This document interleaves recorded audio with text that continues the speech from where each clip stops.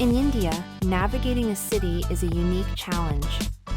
Unlike many countries, here, street names are often missing, and people rely on something very different to get around: landmarks.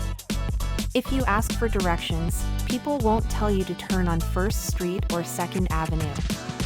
They'll tell you to take a left at the big banyan tree or go straight until you see the red temple. This presented a huge problem for Google Maps. To create an accurate map, Google couldn't rely on the usual approach of using street names and addresses. So, they sent employees to India to experience the navigation style firsthand.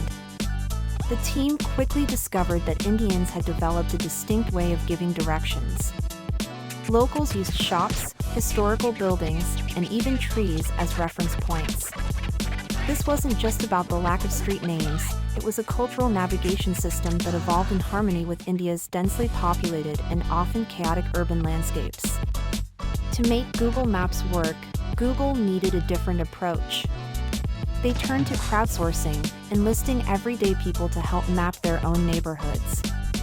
Using a feature called MapMaker, users in India could add locations, correct routes, and name the landmarks that were meaningful to their communities.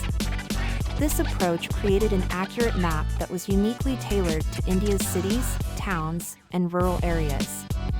Millions of Indians contributed, adding landmarks, local names, and photos, making it possible for Google Maps to mirror the reality of how people actually navigate.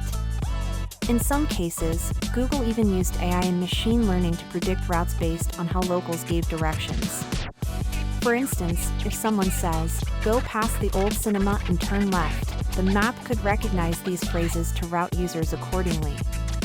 By adapting to the way people in India navigate, Google didn't just create a map, it created a map that feels local, that respects the culture of navigation, and that helps millions of people get from place to place using landmarks they know and trust.